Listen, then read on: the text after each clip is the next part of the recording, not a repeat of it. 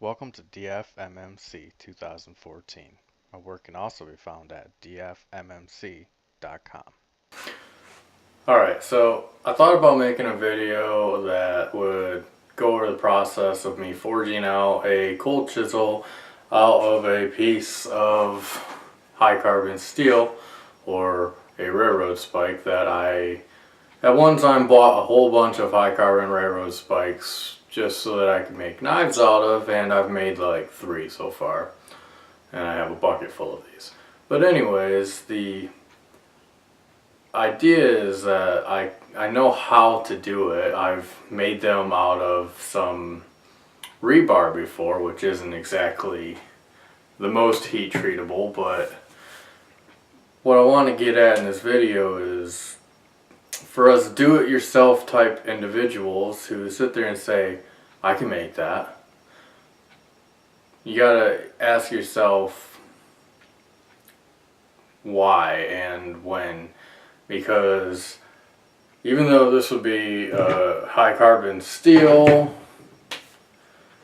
I went to my, I guess, favorite store, if you and got some chrome vanadium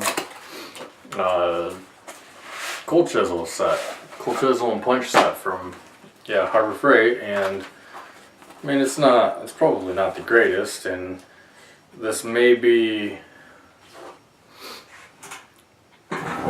This is the largest one. It says 3/4 inch, or no, it's 5/8. I'm sorry. So 5/8 of an inch, but it'll do what I really wanted it to do, and really I was looking for something just to scrape some of the spatter off of some welded parts. But the set comes with 6 pin punches, 3 chisels, and 2 center punches, and a starter punch. And actually a fairly decent pouch that you can, tie up and use like that. So I guess that's solution A, is that I got this set for, I want to say $10 at Harbor Freight. Now, given whatever I had to pay for one of these railroad ties, the amount of propane to use in my gas forge, the time that it would take me to forge one out, it's just not realistic to not buy one.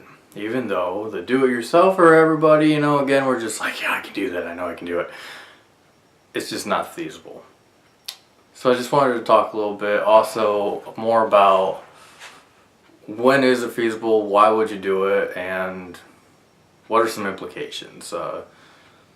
One really good reason why I like to do things is like I see something and it's like, yes, I know I can buy that, but I know I can make that. What makes me decide to make it is if I feel like I'm going to have some really good learning involved.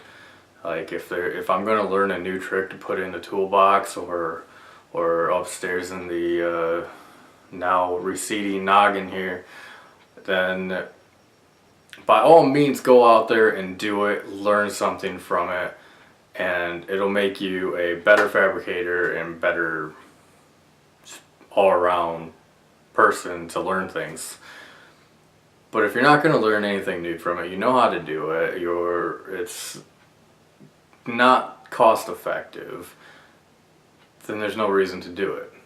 Another reason that might deter you from doing something like this is even if like in a one-man shop, yes, you may get along and you may nobody may ever use any of these homemade items that you're thinking of doing, but in the off chance that somebody does use it and somebody gets hurt from using it, OSHA or who knows what other agencies out there are going to be like, well, what was the tool he was using? And you're going to be like, this. And it's not good for anybody. Now that's not to say that later on I may be bored. I've already got these. I've already got propane. I've already got my forge. So yes, later on, I may make a cold chisel. I might document it. It's just because I've got the time, I've already got all the resources. It's not really hurting me. So those are just some things to think about when making your own tools. Is it cost effective? Are you going to learn something?